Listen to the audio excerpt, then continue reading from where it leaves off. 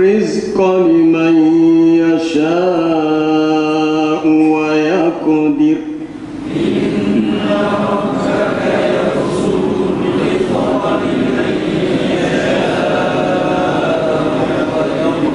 إنه كان بعباده خبيرا بصيرا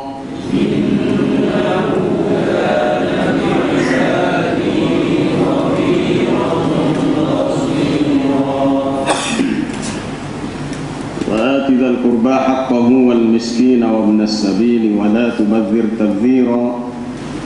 Dan berikanlah kepada kaum kerabat, yakni keluarga-keluarga yang terdekat akan haknya, juga kepada orang miskin, orang-orang yang dalam perjalanan, yang bermusafir. Dan janganlah kamu melakukan pembaziran dengan menggunakan harta secara boros.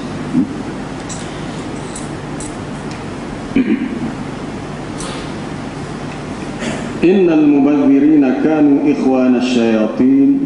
Sesungguhnya orang-orang yang membazir ataupun yang memboros itu, yang membazirkan hartanya adalah saudara-saudara syaitan. Dan adalah syaitan itu sangat ingkar, sangat kufur kepada Tuhannya. Wa imma tu'ridanna anhum ibtigha'a rahmatin min rabbika tarjuha. Dan jika kamu berpaling dari mereka, maksudnya kamu tidak mampu untuk memberikan apa-apa sedekah kepada kaum kerabat, orang miskin, orang yang bermusafir, kerana bertujuan untuk memperolehi rahmat daripada Tuhanmu yang kamu harapkan, maka sekurang-kurangnya faqul lahum, katakan kepada mereka dengan qaulan maisura, dengan perkataan atau ucapan yang mudah, yang menyenangkan hati. Wala taj'al yadaka maghlulatan ila 'unuqika. Dan janganlah kamu jadikan tangan kamu terbelenggu ke lehermu. Maksudnya janganlah kamu bersifat bakhil, kedekut. Wala tabsutha kullal bast. Dan janganlah kamu menghuraikannya dengan seluas-luasnya. Maksudnya janganlah terlalu boros dan bebas membelanjakan harta sehingga membawa pembaziran. Fataq'uda maluman mahsura. Lalu kamu berada dalam keadaan menjadi orang yang tercela dan orang yang menyesal. Inna rabbaka yabsutur rizqa liman yasha'u wa yaqdir. Sesungguhnya Tuhanmu melapangkan rezeki bagi sesiapa yang Dia kehendaki, dan Dia jugalah yang menyempitkan rezeki itu, yakni bagi sesiapa yang Dia kehendaki. Innahu kana bi'ibadihi khabiran basira. Sesungguhnya Dia maha mengetahui tentang hambanya, lagi sangat melihat, maha melihat. Jadi ayat 16 sampai ayat 20 ini semua berkenaan dengan infak harta benda dalam bab perbelanjaan, di mana Islam mengajar kepada kita mengambil jalan awsatuha, yang pertengahannya. Tidak terlalu israf, berlebih-lebihan sehingga membazir, dan tidak terlalu kedekut ataupun bakhil. Baik, kembali kepada ayat 26 sampai ayat 30. Ayat 26, wa atidhal qurba haqqahu wal miskina wa minas sabil. Dan berikanlah kepada kaum kerabat akan haknya orang-orang miskin dan orang yang bermusafir. Perintah supaya diberikan sebahagian hak harta benda yang ada dengan kita kepada kaum kerabat. Atas tujuan untuk, pertamanya untuk min silaturrahim wal wuddi, untuk menyambung silaturrahim dan juga kasih sayang. Az-ziarah, untuk saling mengunjungi. Husnul muasyarah, elok pergaulan. Beri kepada kaum kerabat ni, khususnya kepada yang miskin, kaum kerabat yang perlu. Kalau kaum kerabat tu orang sudah senang kaya, tidak berhajat kepada diberi pertolongan ataupun beri sedekah harta benda. Beri sedekah ni sama ada sedekah sunat yang biasa, termasuklah ketika dilakukan pembahagian harta pusaka. Rujuk dalam ayat ke-8 surah An-Nisa, wa idza hadara al-qismata ulul qurba wal yatama wal masakin farzuquhum minhu wa qulu lahum qawlan ma'rufa. Apabila hadir samalah semasa majlis pembahagian harta pusaka itu, siapa yang hadir? Ulul qurba, kaum kerabat, orang-orang miskin, anak-anak yatim. Kalau mereka ada bersama, maka farzuquhum minhu, berikanlah rezeki kepada mereka dengan sedikit daripadanya. Rezeki ini sedekah sunat, walaupun yang hadir itu kaum kerabat ataupun orang miskin, anak yatim yang tak ada kena mengena dalam bab sebagai senarai penerima harta pusaka, dia bukan ashabul furud. Tapi kalau mereka tu hadir, maka waris yang berhak terima pusaka disunatkan untuk mereka sedekahkan sedikit. Kalau kita fikir atas logik kita, harta kita buat apa susah ke dia? Tak. Tapi itu Al-Quran mengajar begitu. Wa idza hadaral qismata ulul qurba wal masakin wal yatama wal masakin, apabila datanglah ke majlis pembahagian harta pusaka oleh kaum kerabat yang tidak berhak menerima harta pusaka, tapi dia kira orang jauh-jauh, dia mari juga. Ataupun anak-anak yatim, orang miskin, maka farzuquhum, Allah Ta'ala menganjurkan supaya diberi sedikit sedekah untuk mereka, dan katakan kepada mereka dengan qaulan ma'rufa, perkataan yang baik. Kita ni mungkin tak sibuk isah, kita pahambak pula. Nemo tak berkenaan ni balik. Tak berkaitan ni, pelik. Ya. Mungkin dia mahari itu sebab dia mengharapkan bolehlah sikit gear dia.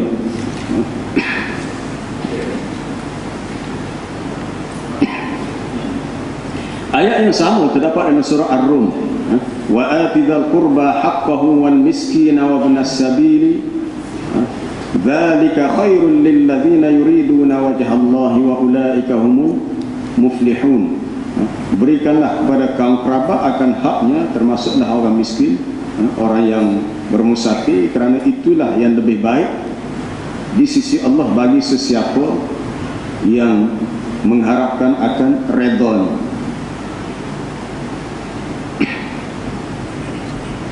Beri kepada kaum kerabat ini pernah berlaku dalam kisah di mana isteri kepada Abdullah bin Mas'ud yang bernama Zainab Al-Thaqafiyah, apabila dia mengetahui yang Nabi SAW menganjurkan kepada kaum muslimat supaya bersedekah, sebab ayat ni dalam bab sedekah, dia balik ke rumah, lalu dia memberitahu suaminya supaya bertanya kepada Nabi SAW, bolehkah seorang isteri yang banyak harta bersedekah untuk suaminya?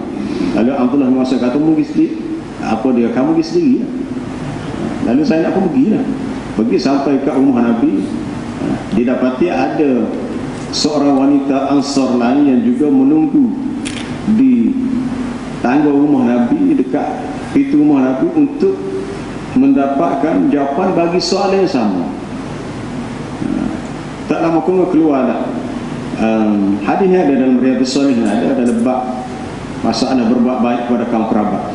Keluar Bilal bin Rabah, lalu Zainab beritahu, kami datangi untuk bertanya kepada Nabi tentang bagaimana seorang isteri yang bersedekah kepada suaminya. Tapi jangan beritahu kami ni siapa. Janji dah dengan Bilal, dan royak kami ni siapa dia. Masuk dalam rumah, dia beritahu kepada Nabi SAW. Lalu Nabi bertanya kepada Bilal, Zainab yang mana satu? Dia kata ada seorang wanita di sana, seorang wanita Ansar, dan seorang lagi Zainab. Di Madinah ni ramai yang bernama Zainab. Ayu Zayanib, Zainab yang mana satu? Lalu dikatakan Imra'atu ibni Mas'ud, dia adalah isteri Abdullah bin Mas'ud. Maka dikatakan kepadanya, kalau dia bersedekah untuk suaminya, dia mendapat 2 pahala. Pada apa? Ajrus sadaqah, pahala sedekah, wa ajrul qarabah, pahala kerana memberi sedekah kepada orang yang dekat.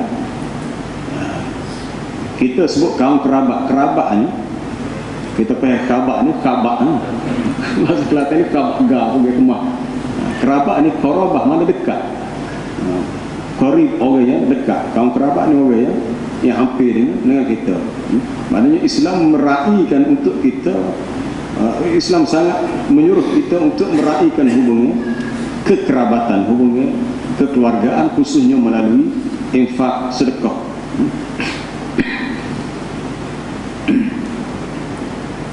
Berikan kepada kaum kerabat akan haknya. Tapi bagi orang tidak ada harta, nak beri kepada dia ni, bagi orang ada harta, maka bersedekah kepada kaum kerabat itu sangat besar pahalanya. Begitu juga kepada orang miskin, orang miskin yang ketiadaan harta benda, dan juga ibn sabil, orang yang berada dalam perjalanan bermusafir dan tidak mencukupi bekalannya untuk dia sampai ke tempat yang dituju olehnya.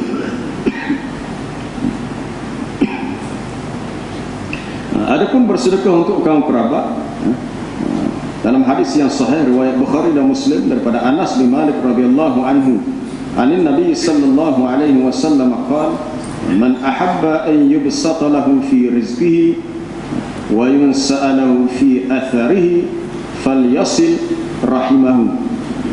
Sesiapa yang sukalah dia untuk dilapangkan rezekinya atau dipanjangkan umurnya, maka hendaklah dia menghubungkan silaturrahim. Salah satu cara ialah menolong kaum kerabat, waris-waris yang berada dalam kesusahan. Kalau susah kita tolong. Kadang-kadang kita kena buat satu surprise, kejutan. Kita lama dah jumpa orang sepupu, sekali kita cari dia punya tarikh lahir sajalah. Sebenarnya dalam Islam tak ada hadis sebenarnya tarikh lahir ni tak ada. Sebenarnya itu budaya kita saja, kita buat. Baik, kita buat satu surprise, mungkin sempena hari raya apa, kita bagi hadiah.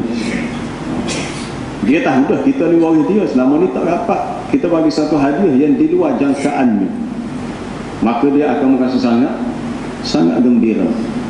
Sangat gembira. Sebab itu Nabi SAW bersabda, inna min ahabbil a'mali ila Allah ba'dal fara'id idkhalus surur 'alal muslim. Di antara amalan yang Allah Ta'ala sukai selepas kita melakukan perkara fardu ialah memasukkan rasa kegembiraan dalam hati seorang muslim. Kita menggembirakan hati dia. Dia susah, kita kata tak apalah, hamba akan usaha untuk tolong. Dia susah, kita kata sudah tak ada apa. Kau kenal kau susah hati dia. Kita menjadi punca, dia buat susah sikit jadi susah banyak. Itu tak benar. Sepatutnya kalau dia susah, kita semakin beri semangat untuk tolong. Idkhalus surur, memasukkan rasa kesenangan dalam hati seorang muslim. Ada satu cerita, kalau baca dalam kisah-kisah umat terdahulu, amat lupa ada seorang tokoh ulama yang dia suka menolong orang miskin. Satu hari dia lihat seorang wanita berjalan-jalan, mengutip sesuatu atas jalan, cari benda untuk mungkin untuk, kita kata kalau tempat kita setengah tu cari barang buangan untuk mungkin untuk dijual sebagai recycle, bagi kita semula. Kadang-kadang ada juga kita sesuatu kita dapat tu, bila dia jumpa makcik tu, dia pun beri duit. Makcik tu ingat apa beri ke dia ni 1-2 dinar, rupa dia beri 1000 dinar. Macam mana perasaan dia? Masa tu kalau bagi 1 dinar pun sudah mencukupi. Mana dia sengaja bagi lebih untuk bukan sahaja nak tolong, tapi yang lebih penting lagi nak idkhalus surur, memasukkan rasa kegembiraan dalam hati seorang muslim. Itu bagi orang yang mampu untuk berbuat begitulah. Kita tahu kawan kita ni dia orang susah, kita duit banyak, kemudian kita fikir kita berhajat nak pergi umrah, kita buat surprise. Satu masa kita cerita, saya dah tempah tiket untuk siapa? Untuk awak umrah. Suka dia. Dia dapat pergi Mekah free, kita yang sponsor dia. Apa perasaan dia? Dia akan ingat kita punya budi baik kita siapa? Mati. Sebab kita telah memberi suatu sumbangan yang baginya sangat bernilai, sangat berharga. Bagi sesiapa yang mampu buat lah. Khususnya bagi kaum kerabat.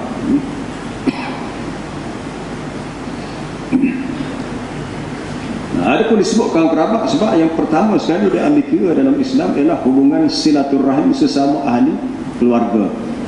Apabila Nabi SAW memulakan dakwah di Mekah, di antara ayat yang diturunkan kepada baginda ialah wa anzir ashiratakal aqrabin, dan berilah peringatan kepada keluarga kamu yang terdekat, kaum kerabat kamu yang terdekat.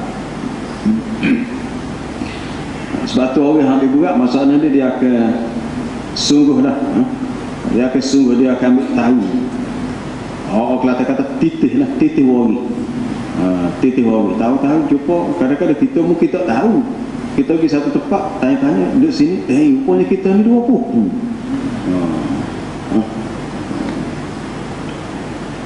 Ataupun boleh jadi kita ni gini-gini. Apa masa ngajar di Mahak dulu, ada 1 tahun lama dah. Kita mengajar lama dah kelas tu. Lepas tu titih awak dekat pemanu.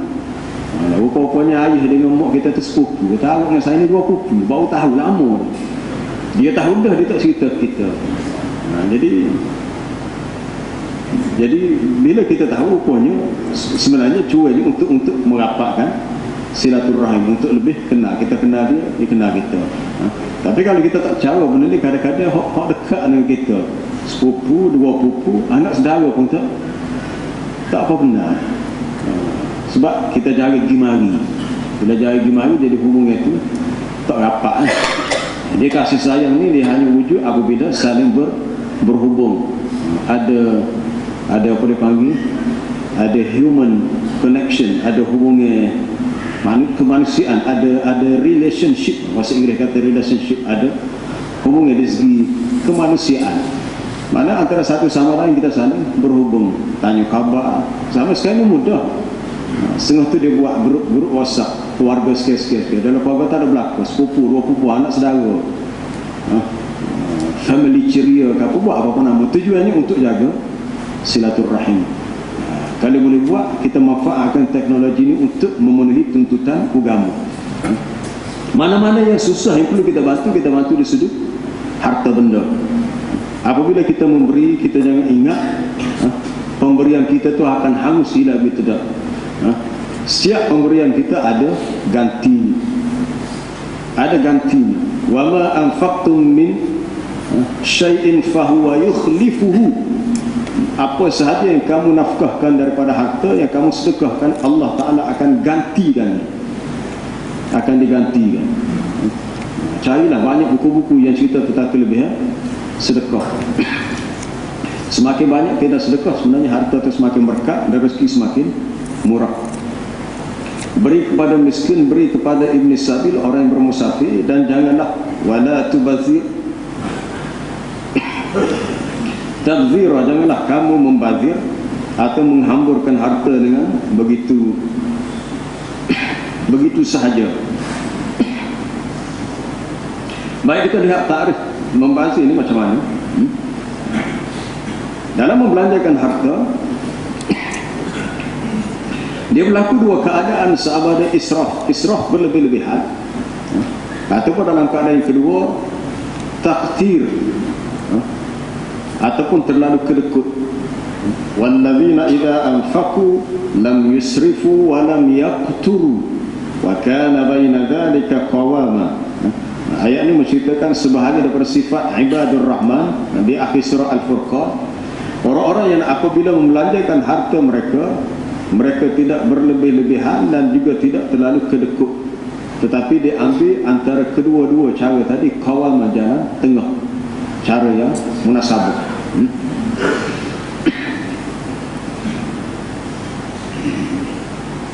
Kerana sesungguhnya orang-orang yang membazir itu adalah saudara-saudara syaitan. Orang yang membelanjakan harta sama ada fi ma'asillah, kerana melakukan maksiat kepada Allah, lalu berlakulah pembaziran. Membazir ini tak nanti kau banyak, kita guna sikit pada perkara yang salah, dianggap membazir walaupun sikit. Pertama kata Abdullah bin Mas'ud, at-tabzir, pembaziran maknanya al-infaq fi ghairi haqqin, membelanjakan harta pada dana yang tidak benar, dana yang sajalah, mana pembelanja itu tidak membawa apa-apa manfaat. Kita membeli sesuatu yang tidak memberi manfaat untuk kita. Hamba minta maaf lah kalau sebut masalah wakaf ni memberi manfaat atau tidak.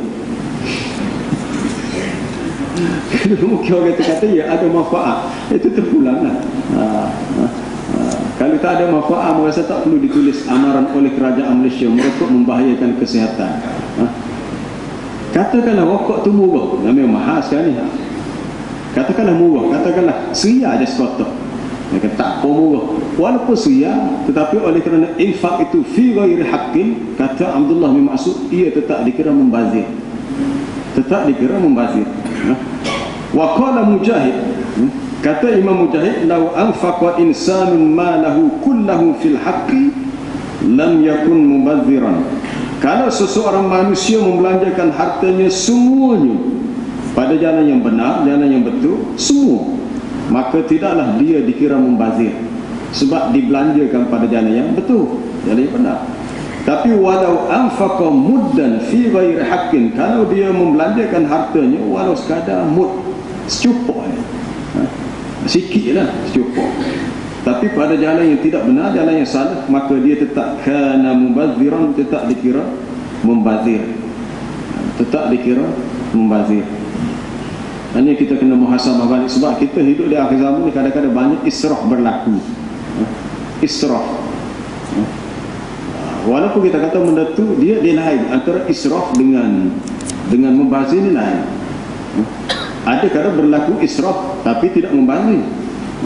Contohnya kita beli makanan, sekali makanan tu kita punya menu kita tu mungkin sampai 10 menu, atau sikit, ni sikit, mungkin habis juga, tapi lebih. Mana lebih sepatutnya, padahal 2-3 pun banyak dah, 2 pun dah mencukupi dah. Walaupun tidak membazir, sebab kita makan habis, tapi dia anggap israf. Dalam bab makan minum, wa kulu washrabu wa la tusrifu, makanlah dan minumlah, jangan kamu berlebihan. Jangan berlebihan. Kalau kita makan, mungkin menu tu 3, makan sikit ya, lebih tu tahu. Biasa kadang-kadang kita pergi restoran besar, kadang sebelah atas meja makanan lebih, membazir kita kata. Kalau tahu dah tak habis, jangan perseran, ambil sikit. Kemudian kata Sayyidina Ali pula, ma anfaqta ala nafsika wa ahla baitika fi ghairi sarafin wa la tabdhirin wa ma tasaddaqta falaka wa ma anfaqta riya'an wa sum'atan fadhalika haddu syaitan. Apa yang kamu nafkahkan untuk dirimu dan ahli keluargamu dengan cara tidak berlebihan dan tidak membazir, dan apa yang kamu sedekahkan maka untuk kamu pahalanya, tetapi apa yang kamu belanjakan kerana riak, kerana menunjuk-nunjuk, ataupun untuk sum'ah, untuk memperdengarkan kepada orang lain bahawa kamu seorang yang suka bersedekah, maka sedekah yang begitu dianggap bahagian bagi syaitan.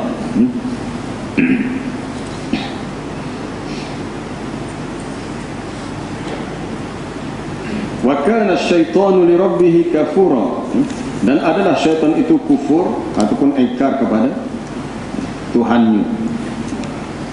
Adalah syaitan itu ingkar kepada nikmat Tuhannya. Kenapa Allah Ta'ala membandingkan orang yang membazir itu sama dengan syaitan? Syaitan dari sudut ikhwan, saudara. Bukannya dia itu menjadi syaitan, orang yang membazir itu menjadi syaitan. Innal mubadzirina kanu ikhwana syayatin. Sesungguhnya orang membazir itu adalah saudara-saudara syaitan, kerana ada persamaan dari segi sifatnya. Sifat syaitan, dia suka melakukan perkara yang membawa tak ada faedah, membawa kepada tiada faedah dan juga sia-sia. Ini kita kena muhasabah. Kadang-kadang main mikir Allah. Sebab kalau tengok cerita kisah generasi as-salaf di kalangan sahabat dan juga zaman tabi'in, mereka seorang yang sangat sederhana dalam pengurusan harta benda, sangat sederhana. Sayyidina Umar pernah ditegur sebab dia pakai baju tu nampak lebih. Ada sahabat dia kata, dah asal lagi hak anak aku kepinjah anak aku. Kita pakai, kita tak cukup 2 almari. 2 almari tak cukup, kena beli hak lain pula kedap perabot. Sebab banyak sangat pakai kita. Mana mungkin kita tak rasa bahawa pakai kita hak banyak, 2-3 almari itu satu pembazir, kita kata kita pakai belaka. Tapi penilaian para sahabat sudah dianggap israf. Mana sesuatu yang sangat dianggap berlebihan. Kita mengambil sekadar yang perlu untuk keperluan hidup kita. Kalau kita rasa perlu, mungkin bagi orang duit banyak, dia rasa nak menambahkan lagi koleksi harta benda dia. Kalau benda tu tak perlu, dia anggap membazir. Kalau kita rasa perlu, kita memiliki 3 buah kereta, dipersilakan. Tapi kalau tak perlu, sekadar nak buat hiasan depan rumah kita, semua jenis ada belaka. Ada semua jenis brand, jenama kereta tak ada belaka. Tapi hak gunanya sedua je, hak lain tu jadi sekali, maka itu dianggap membazir. Walaupun kita kata kita piti banyak ikut kita, betul, itu harta kita boleh beli. Tapi di sudut yang lain, Allah Ta'ala akan persoal di akhirat tentang pengurusan harta kita. Adakah harta itu lebih kepada memberi manfaat untuk orang lain? Sebab wa fi amwalihim haqqum ma'lum lis-sa'ili wal mahrum, pada harta mereka ada hak yang sudah diketahui untuk orang yang as-sa'il, yang mari minta. Orang minta ni orang susah lah, ataupun orang yang terhalang daripada meminta, padahal dia juga memerlukan kepada harta.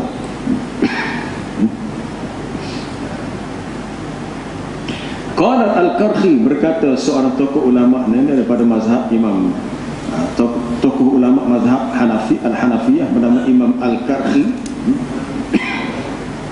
wa kadzalika man razaqahu Allahu jahan aw malan fasarfahu ila ghairi mardatillah kana kafura li nikmatillah. Demikian juga sesiapa yang Allah Ta'ala rezekikan ia dengan jahan, pangkat, diberi pangkat kebesaran, ataupun diberi harta, lalu dia gunakan pangkat dan harta itu bukan untuk keredaan Allah, dia guna untuk tujuan lain. Sepatutnya peluang yang dia ada, bila pangkat dimiliki, pangkat itu dijadikan sebagai suatu wasilah, sebagai itu alat untuk dia berdakwah, ataupun untuk dia membantu orang yang perlu dibantulah. Jadi kalau dia guna perkara yang Allah Ta'ala tidak redha, maka dia anggap dia kufur kepada nikmat Allah.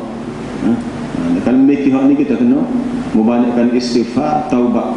Mungkin kita terlepas pandang dan kita telah salah guna nikmat yang Allah Ta'ala beri cukup banyak. Memang itu yang sebenarnya berlaku. Kita salah guna nikmat itu pada perkara yang tidak menepati akan kehendak hukum syarak. Sama ada harta dalam bentuk harta material, mah, perak, duit, apa saja, kebun, binatang ternakan, tanah, rumah, termasuklah nikmatnya ada pada tubuh badan kita. Kita sihat, ini satu nikmat. Tapi kita tidak guna kesihatan yang Allah Ta'ala beri ini untuk kita bersungguh dalam beramal. Kita tidak guna nikmat sihat untuk kita datang ke masjid, untuk kita berjemaah, atau untuk kita berada dalam majlis ilmu.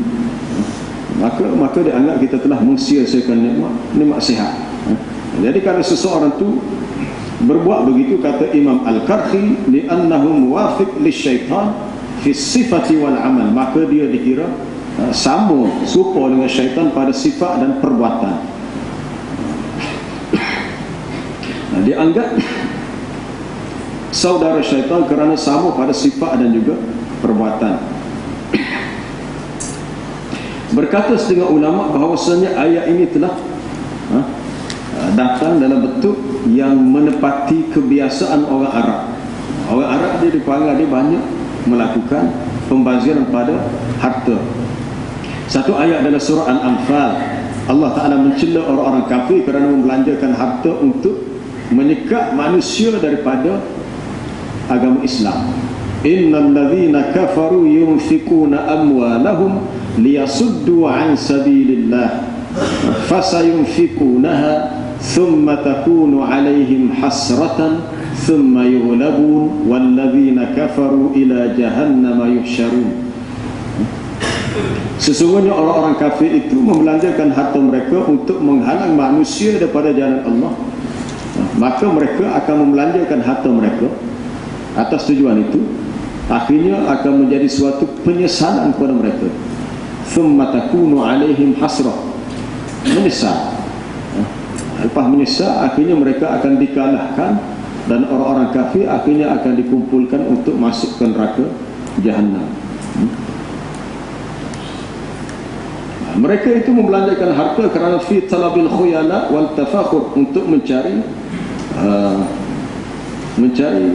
kesombongan dan juga kemegahan, kebanggaan.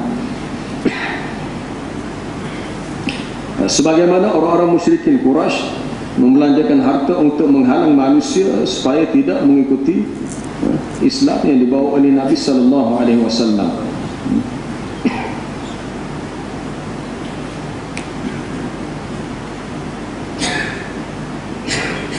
Wa imma tu'ridanna anhum ibtigha'a rahmatin min rabbika tarjuha, dan sekiranya kamu berpaling daripada mereka, maksud berpaling di sini kerana tidak mampu untuk menolong mereka dengan bantuan sedekah atau benda,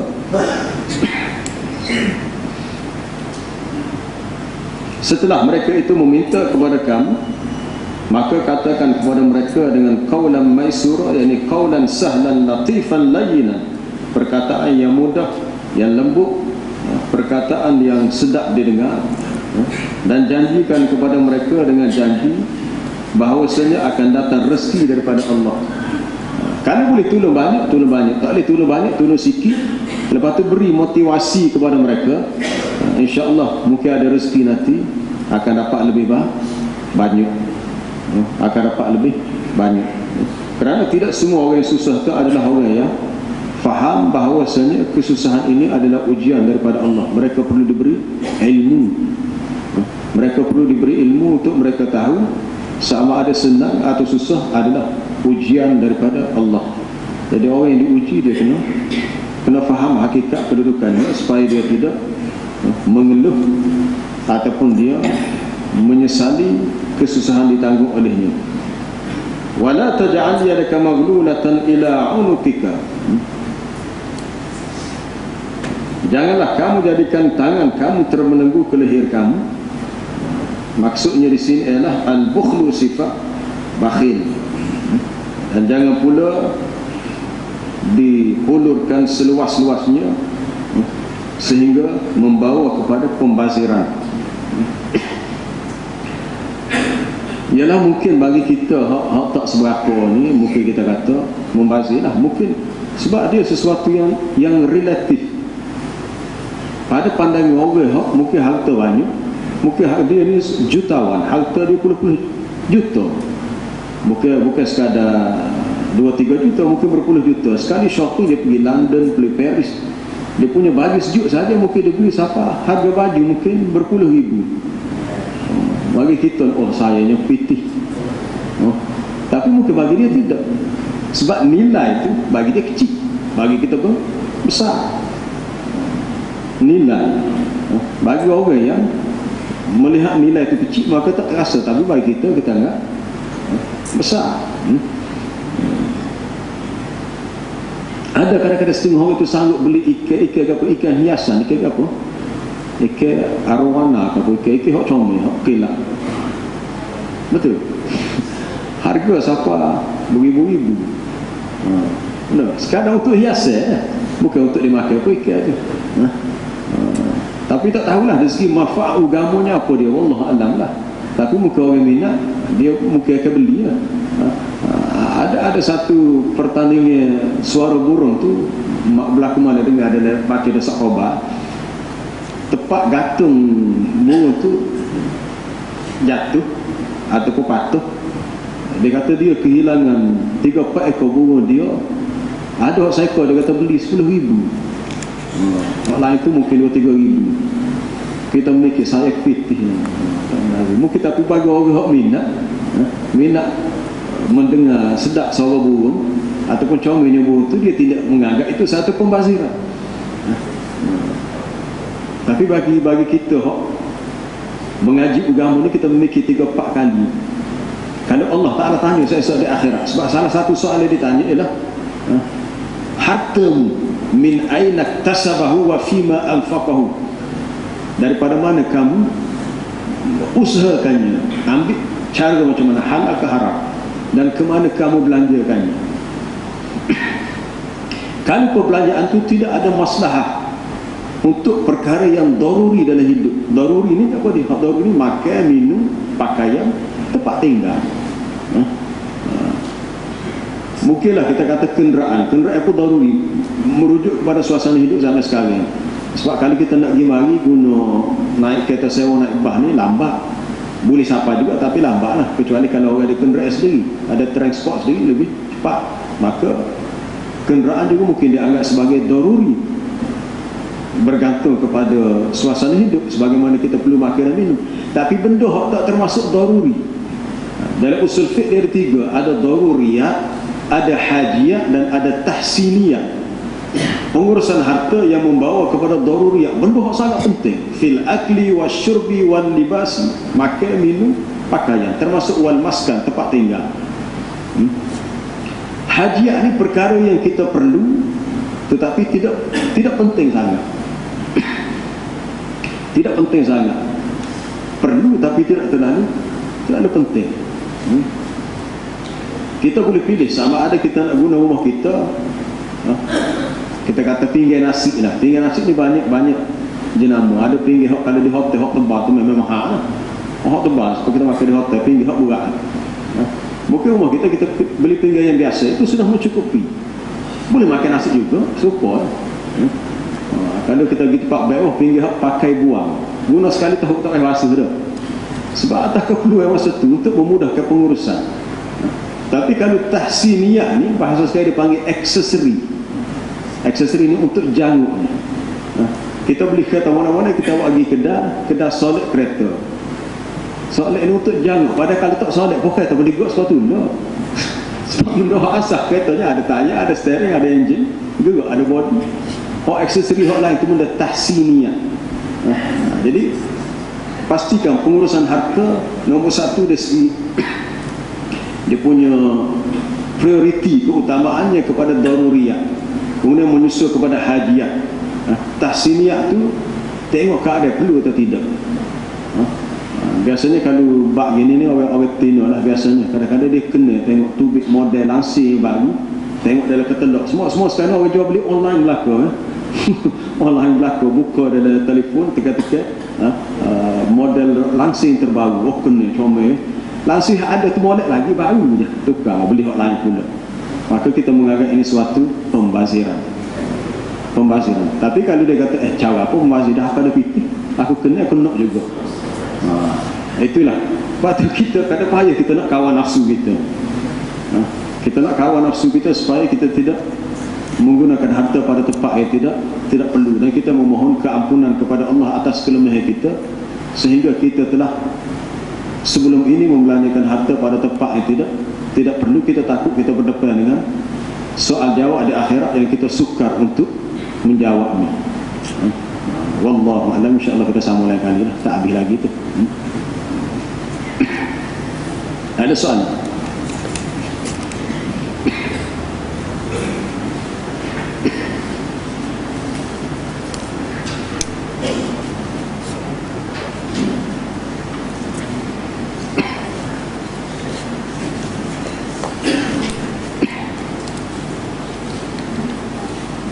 Ada soalan?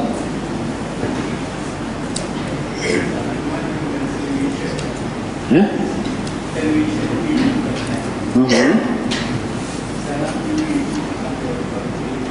Betul, setuju. Dia TV ni lebih jatuh kepada syubhat. Perkara syubhat kalau kita guna cara betul mungkin lebih kepada harus, hukumnya harus. Tapi kalau tidak digunakan dengan cara yang tidak baiklah, mana cara yang ikut sedap nak tengok habis semua rancangan dari TV tu nak tengok belaka. Mungkin membawa kepada pembaziran masa satu. Yang kedua, mendedahkan pandangan kita kepada perkara tak sepatutnya. Kadang-kadang hamba pun mikir kadang-kadang kita nak tengok benda-benda yang perlu, rancangan agama pun nak tengok berita, tapi boleh ke anak-anak habis cerita bersih tu nak tengok belaka, dia tunggu pula waktu ni.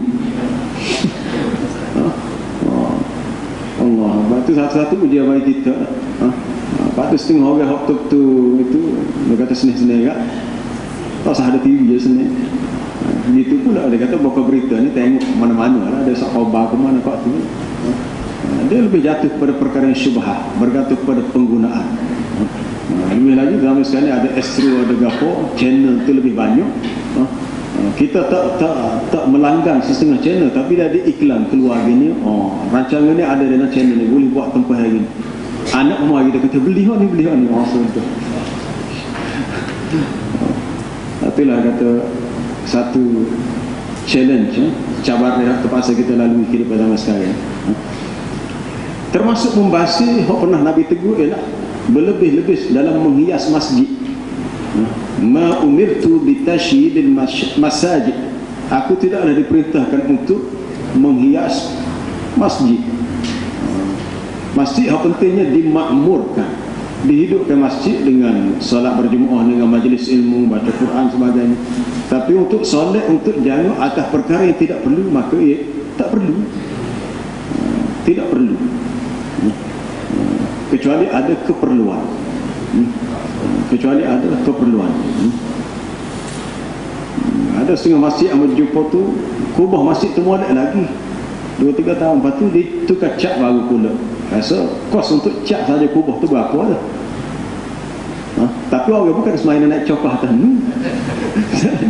Sekarang tu hiasan, kecuali kalau cat kubah tu sudah warnanya pudar, pelokoh lain, ni molek lagi. Dia kata nak ubah selera, wah dia tengok warna ubah warna lain pula. Kita kena tanya balik, rasa puas tu adakah kerana maslahat agama atau kerana nafsu kita? Lepas tu dia jawab balik, dia pandai jawab. Dia kata tak boleh, masjid itu bukan rumah kita. Dia payah agama ni kalau Allah, macam Nabi satu malam tu Nabi pergi rumah anak dia Fatimah dan Ali. Dia kata bangunlah, bangun solat malam. Ali ni pandai jawab. Dia kata ya Rasulullah. Rasulullah tu tua dia, ya Rasulullah, jiwa kita ni berada dalam genggaman Allah. Kalau dia kehendaki untuk kita bangun malam, maka kita sedar. Nabi pun senyap. Nabi senyap, dia pergi. Dia kata wa kana al-insanu aktsara syai'in jadala. Manusia ni suka membantah sungguh. Orang kata gini, dia tak boleh gini. Itu dia menegur menantu dia sendiri, Ali karramallahu wajhah. Mana kita begitu, kalau kita buat ada orang tak boleh, tak apa, dia kata membazir apa ni untuk masjid. Tapi kena tengoklah dari segi maslahat, perlu ataupun tidak. Atau perlu pada berbincang dan juga saling bertukar pendapat dengan adanya ilmu lah. Dengan ilmu, kalau mesyuarat sama-sama tak erti belakang tak jadi juga. Mesti sama-sama orang yang ada ilmu untuk mencari solution yang the best lah, satu penyelesaian yang terbaik lah. Wallahu a'lam. Subhanakallah bihamdika asyhadu an la ilaha illa anta astaghfiruka wa atubu ilaik. Wal 'asri.